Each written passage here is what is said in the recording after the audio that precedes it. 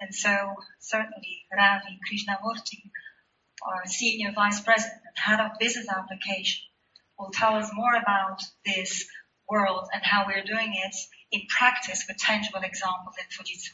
Welcome, Ravi.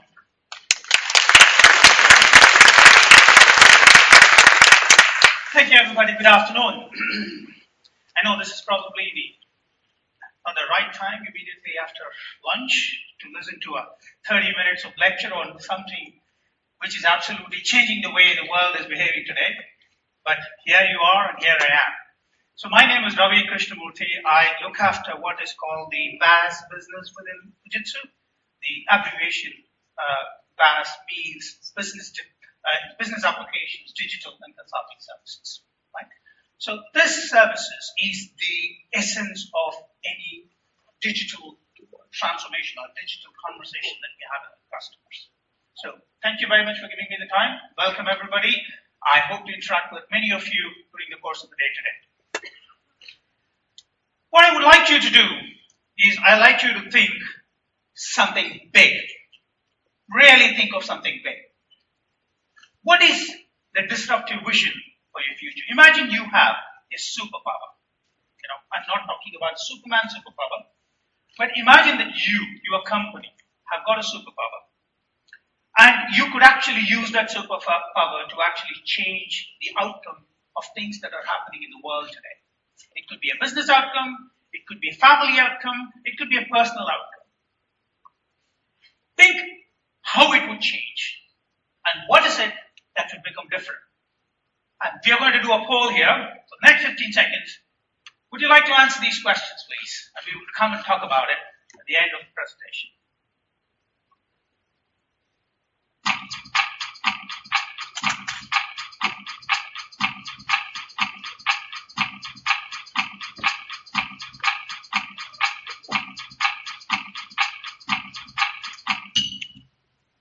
Oh, great.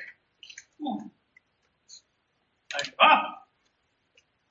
Those are some very, very, very interesting insights. And I can tell you something. We have had this Fujitsu World Tour, like many of you have said. And the last one always takes the prize. Everybody wants to see into the future. Everybody wants to know the unknown, right? It's fantastic. We will talk about it in detail. Moving on. We'll talk about, imagine you could save a life. We're working with a customer, the San Carlos Hospital in Madrid, where we're actually helping our customer do that. How many of us know that 1 in 15 of the adult population today is suffering from some sort of a mental illness? And this has been a proven record. 4 in 15, nearly 27% of the adult population, have suffered some form of mental disorder, including eating disorders, alcohol abuse, substance abuse. How many of us really think that 27% of the people whom we see actually have a mental disorder or a substance abuse? And 90% of suicides are directly linked to some kind of a mental disorder. And 22% of suicides are linked to some kind of alcohol or substance abuse. Imagine you have the superpower to actually change the lives of these people. And that's exactly what we are trying to do with our customer.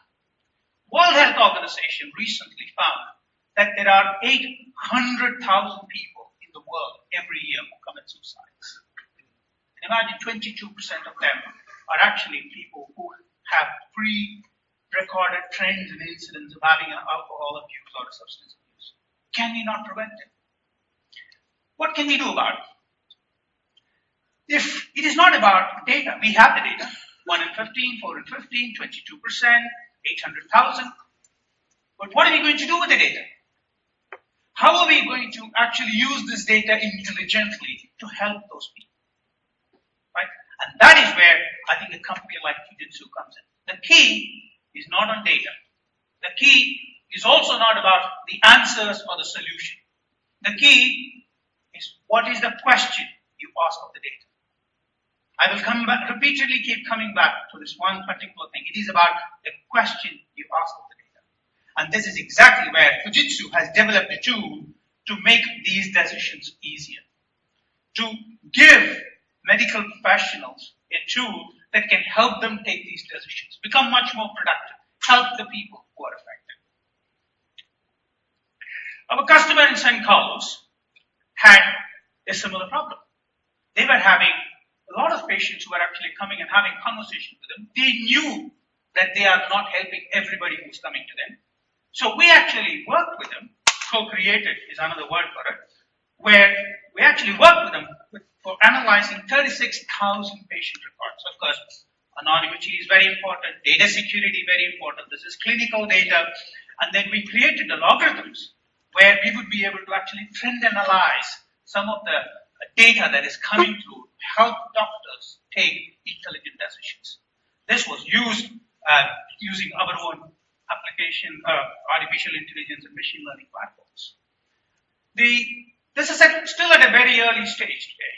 And then what we found is that we are able to, the artificial intelligence platform is able to actually deliver 95% better accuracy than 8 clinicians who would have otherwise done it. It's not very far. The artificial intelligence platforms are going to start pointing out mistakes and errors that humans have still not been able to identify.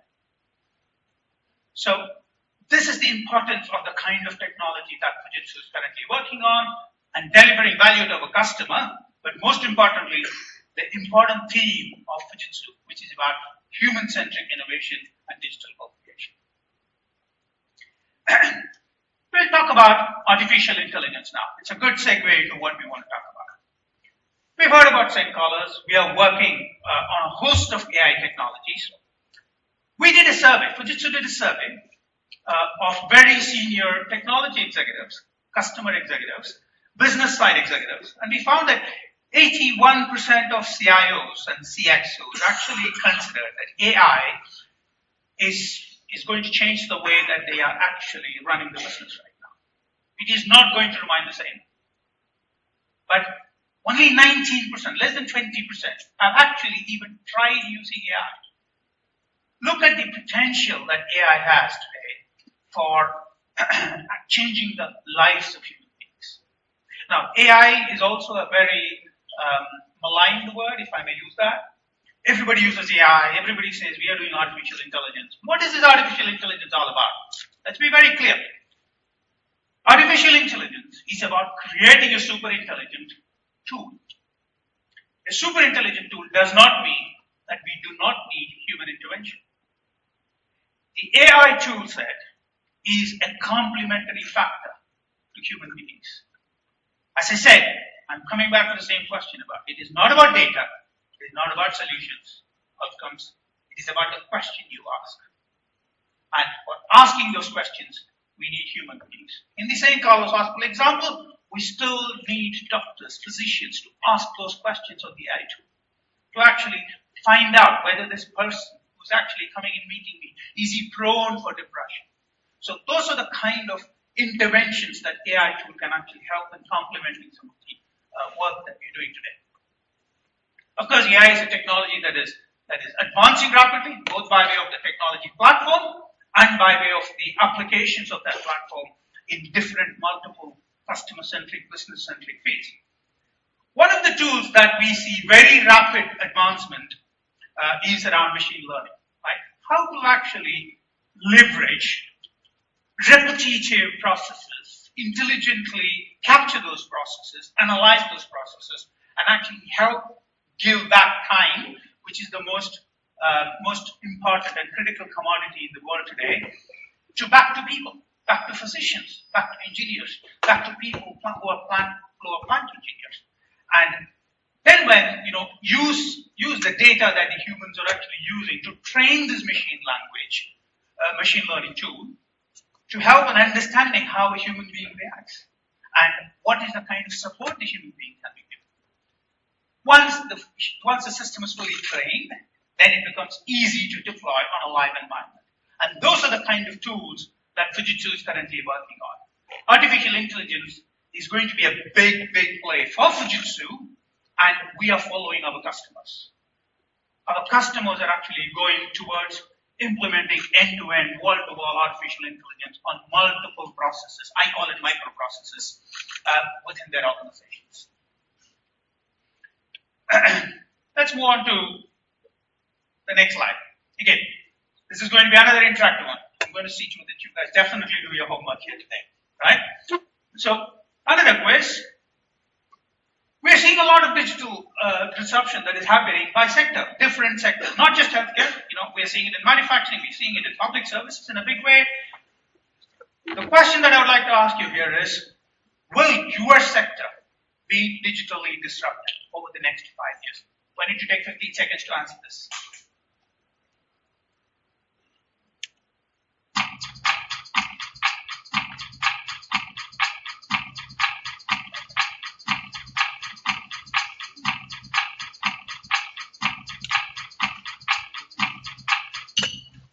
Thank you.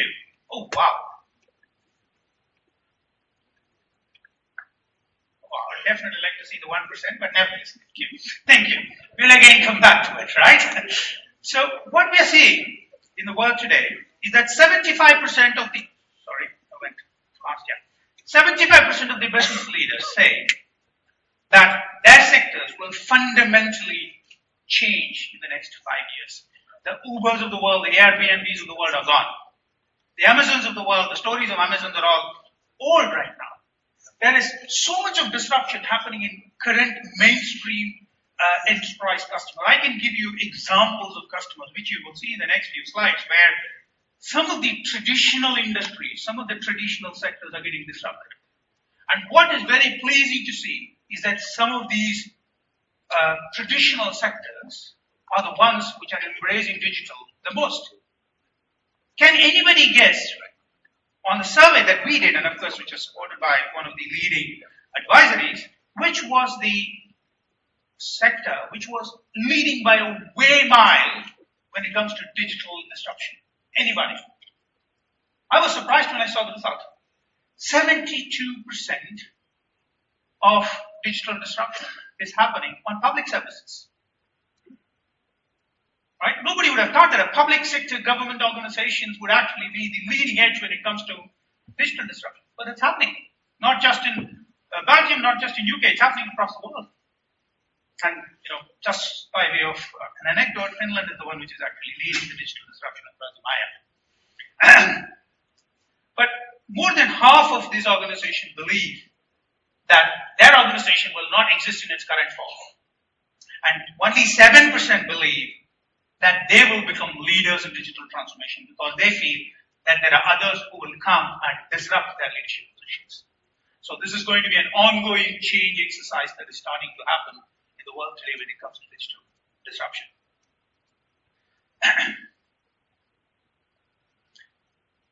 So, the question to ask you is that, are you leading in your industry? Do you have the vision to actually take digital disruption in each one of your own sectors, each one of your own enterprises to the next level? We have found out that it is only the boldest, and I know there are a few customers here who are very bold, who have taken that step. You will probably be seeing them as part of your exhibition outside, who have taken some very bold steps in the way that they're actually engaging with their end customers and engaging with the ecosystem of partners like us. Are you ready to break down existing boundaries? Because in this world, it is not about the smartest. It is not about the strongest. It is not about how good you are. It is about the one organization which is more adaptable to change and disruption that is actually going to be the winner. Moving on, I'll take you to the next tower which we typically talk about. Running a factory, as we all know this, I'm moving from AI into IoT here. Running a factory is a very, very expensive business that we all know. And imagine running a bad factory, right? And I'm probably going to take a few names here, which I'm not sure if your customers are here, but it's been estimated that a downtime of 1 hour in a factory costs about $22,000. Sorry, not 1 hour, 1 minute. Sorry, 1 minute. About $1.2 million if it is for an hour. Manufacturers also hold their suppliers, because they need to recover this somewhere, hold the suppliers to account if the delays or if the cost issues or the quality issues are happening because of the suppliers. Now, the suppliers are being charged up to $4,000 for every minute of delay that is being caused by them.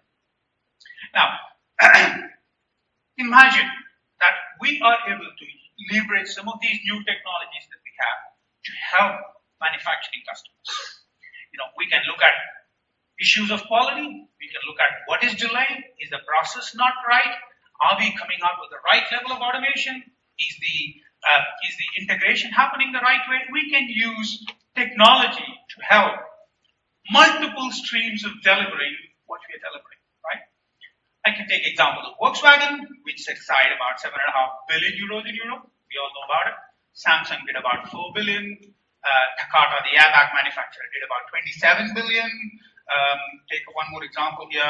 Toyota recalls have costed them, I think, 3.5 billion or so. These are not small money, right? If you probably add these four names, which I took, you're probably talking about the economy of a small to medium-sized country, to be honest, right? So, how can we help our manufacturing customers, our automotive customers, by leveraging technology to deliver a better outcome? And this is where our Internet of Things technologies actually come to play. We have worked with EMEIA, which is a Chinese government-owned, public sector again, a Chinese government-owned manufacturing plant, electronics manufacturing plant, and we have partnered to actually co-create with them on how we can digitally disrupt the way that they are functioning. We actually created what is called a smart factory for them, sensors all over the place, collecting data, creating of a factory, what is called a smart factory dashboard, where the plant manager can sit in one place and look at what is happening in the entire shop floor. It is about movement of people. It is about whether things are actually working in a very integrated fashion. It is about, is all the equipment, is all the machinery actually functioning properly? Is the right quality coming out? So it is about actually delivering a very, very productive and a very efficient process-oriented smart manufacturing is what we're delivering to EMEIA. Walking through this dashboard is actually like walking through the shop floor. It's a virtual factory walkthrough is what we do. You actually see the dashboard here, where you can actually go and say, okay, this machine is not working. Somebody needs to go and actually look at it. What has caused it? How can we actually predict it? How can we see to that it does not happen again in the future? So those are the kind of work that we can actually deliver today by using some of these new age digital technologies that we have. What does these sensors actually provide? I'll give you a few examples here. Assets and objects. It actually helps you to run through the factory to see what assets are working, what assets are not working, what are the processes that are actually clicking through, what are the processes that are not working, how to actually optimize them. Equipment, predictive maintenance, preventing costly quality outs or timeouts that we typically get in factory. How can we actually stop them by predicting some of these stuff? How are we actually helping our people in the factory? Are they following our health and safety? Are they wearing the jackets? Are they actually following the right processes? They have variables which we can actually track. How to actually help our people perform their job better in a safe environment? Of course, environment. How much of water is being used? How much of electricity is being used? What is the humidity? What is the temperature of the factory? Is it safe for the workers? So there are multiple such data that gets collected using these sensors and actually provided on top of the smart factory dashboard that we have. So the benefits are absolutely impressive, right? This was, as I said, this was a digital co-creation. We actually calculated using the base case. We found that just this implementation of dashboard on a virtual factory delivers 25% benefit to the NESA. That's the kind of, so it is not just a good thing to do. I think it is probably a very profitable thing to do to get into digital transformation.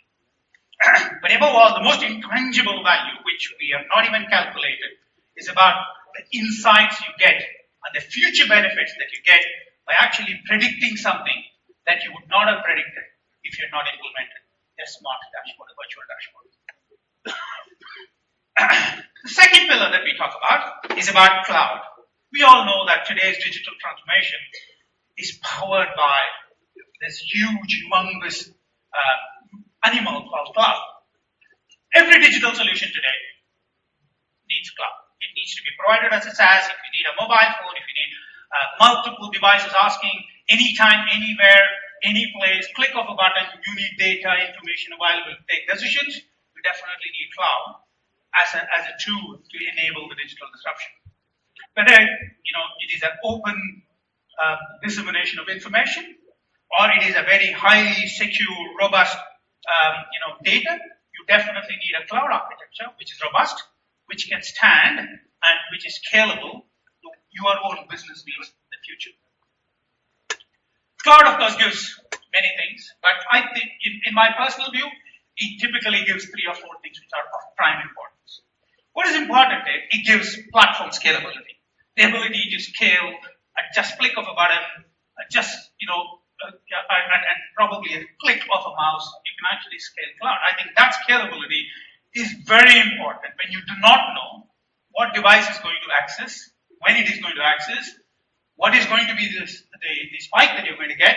So platform scalability is probably a very important component of why cloud is becoming very important. The second thing is agility, right? The ability to bring a lot of services online quickly, how we can move things which should have otherwise taken age old, if you follow the age-old traditional methods of actually provisioning, you would have probably taken 3 months to come up with stuff. Whereas cloud actually gives you the agility to bring a lot of stuff online pretty quickly. The third thing which I think cloud delivers is APIs, which is specifically around how can we bring not just our own stuff online, if we can probably bring third-party web services online and see how we can create an ecosystem of partners with whom we can digitally co-create and deliver services by calling on to web services. Of course, the last one is all about balance and control. And Fujitsu takes its pride in saying that we do not believe that it is all about cloud. There is going to be investments that have already gone in for traditional infrastructure services, and we need to help our customer in maintaining the balance. We call it the hybrid cloud, where we actually help our customer manage existing infrastructure while actually they do the transition to move to cloud. Right? So cloud is a very, very important component of digital transformation for Fujitsu. I'll take you through a case story here. Again, a very, very customer-centric, human-centric case story. Part of a company in Finland, we work with a company called S Group. S Group is one of the largest retail group in Finland. They have about 1,600 stores, and they have a fuel wing for the S Group, which is called the ABC Group. Right? They have about 400 outlets. What we've actually helped them is actually enable a customer experience by leveraging cloud, our cloud platform, our IP software, and our integration and our IoT technologies, right?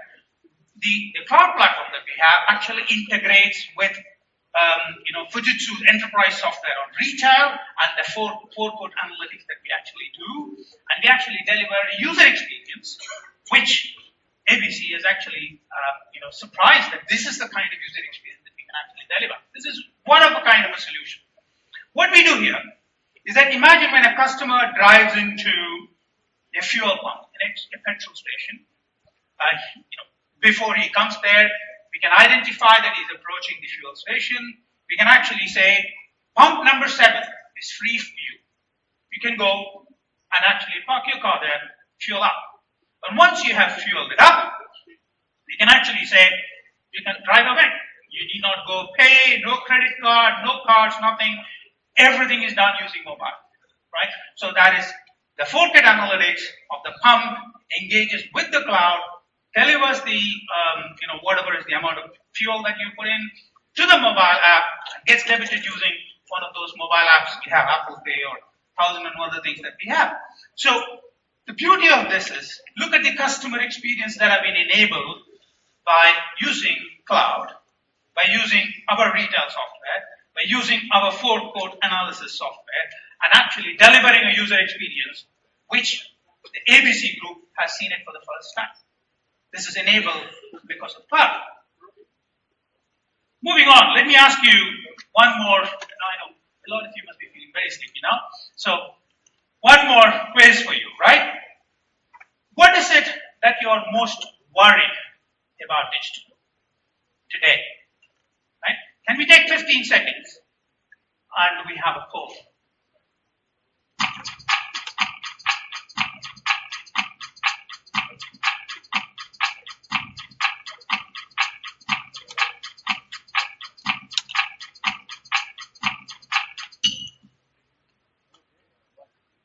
Oh wow, great, excellent.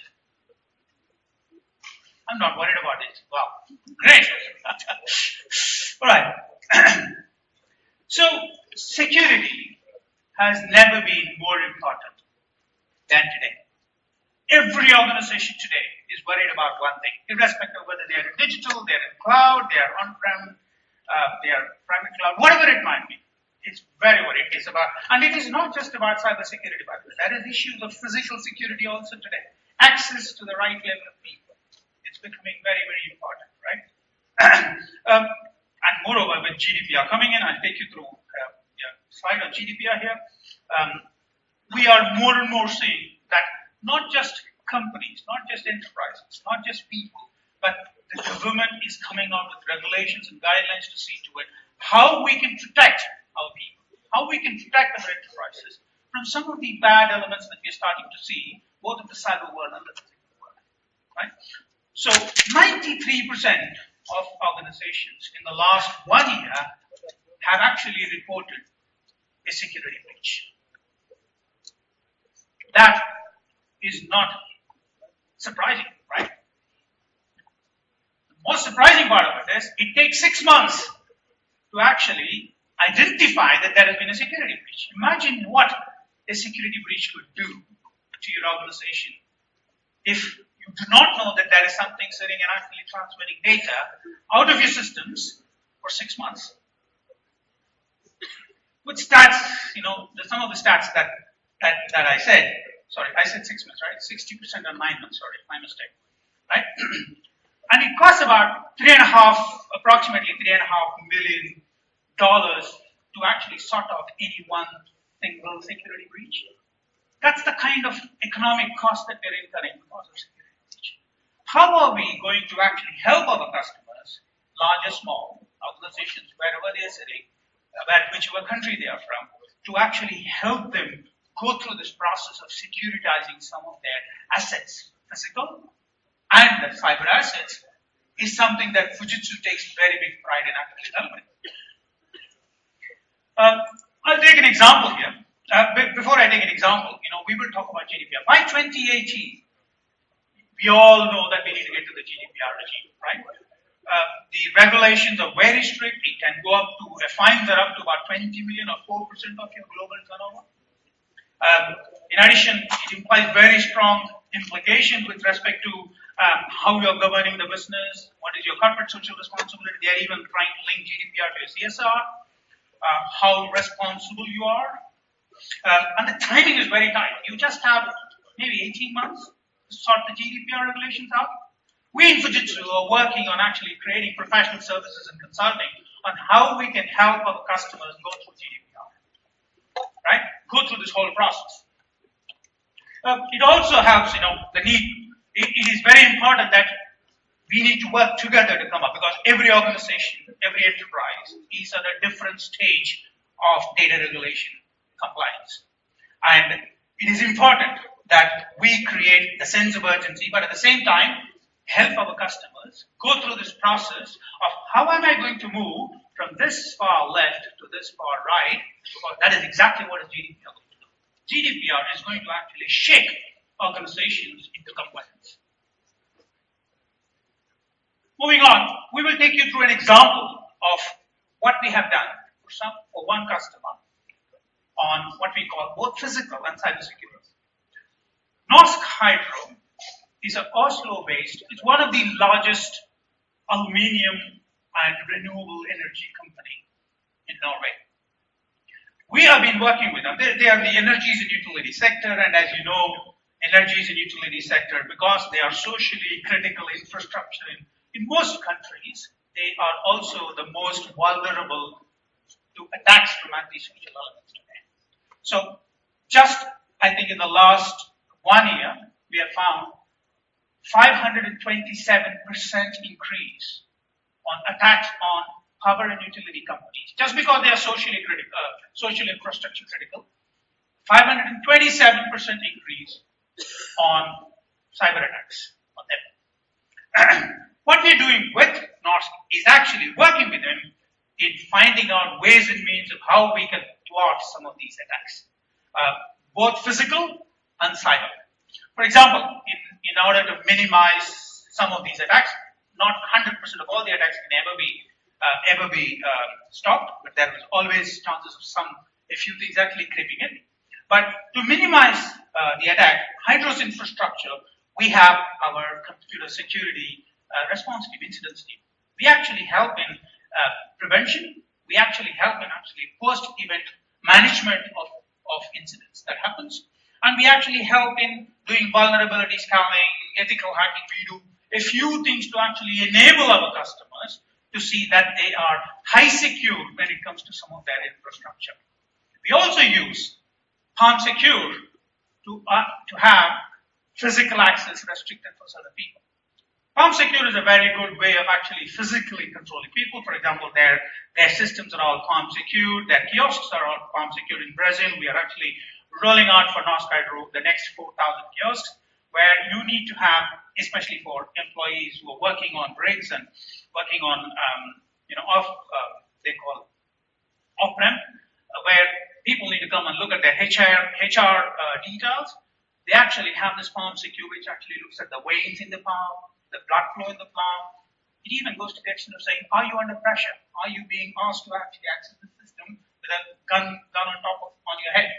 Right? It can actually go to that extent. Of course, you need to go through different solution levels for that. But the idea here is to see that we take security very, very seriously of our customer, and we go to that extra level to deliver that to the customer. Of course, security is a very top priority, and they have embarked, NORSC Hydro has embarked on a digital transformation program with a specific pillar of security, because that is their biggest challenge. Of course, we are working with them on IoT, we are working with them on other customer experience issues, but if you really go and ask them, what is it that is one driving factor that is driving you to the digital world, they will say it is security. Moving on. Now, we talked about AI, we talked about IoT, we talked about cloud, and we talked about security. And in Fujitsu, the value proposition that Fujitsu brings to people is how we are able to bring all these things together. And we call that as connected services, right?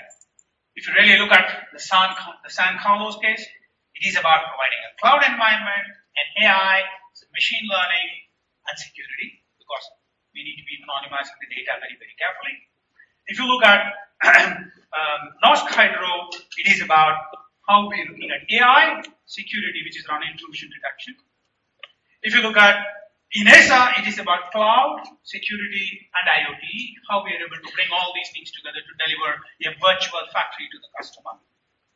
If you look at ABC Group, it is about delivering a customer experience by leveraging Fujitsu's IP, leveraging our AI, our own cloud platform, actually delivering analytics to the customer and delivering a mobile experience to the customer.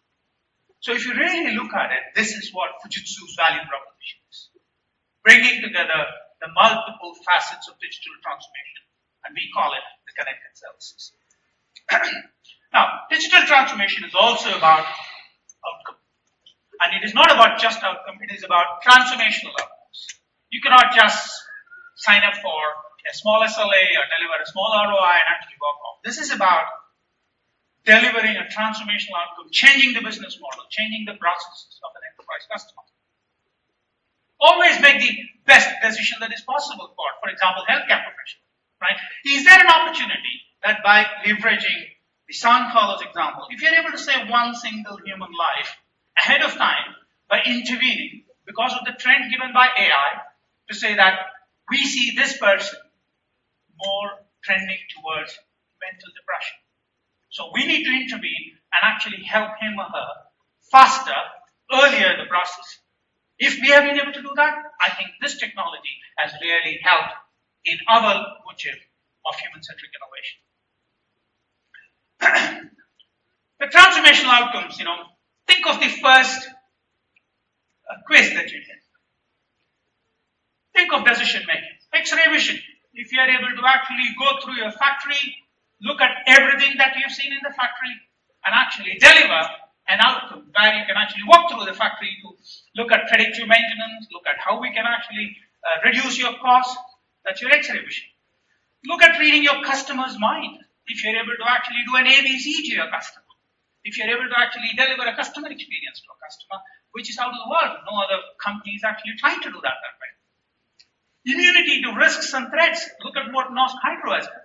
How you are able to actually leverage some of the new technologies in digital and security to deliver an outcome to the customer where it is high secure, including actually helping physical and cyber threats.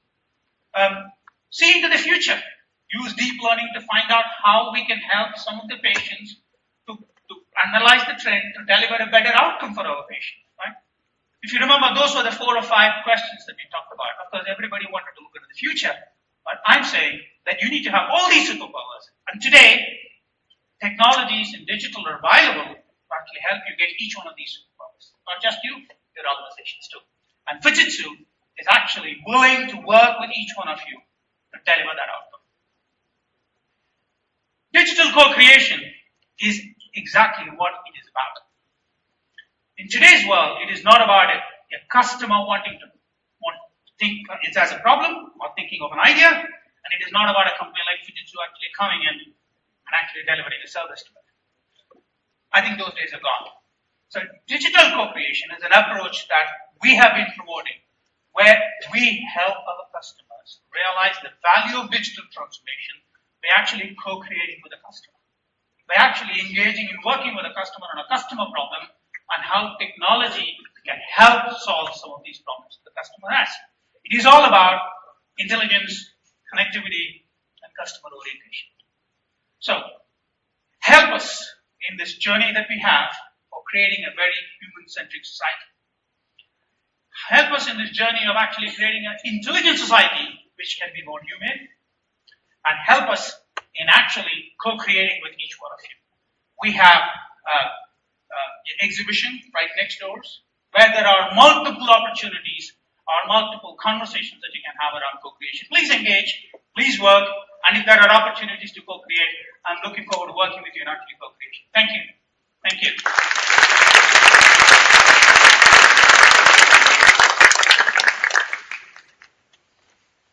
Don't escape, stay with me. Oh yeah, sure. I just thank you with this box of chocolate. These are 100% secure. 100% better. Is it Fujitsu certified? That's yes, the question. Fujitsu certified.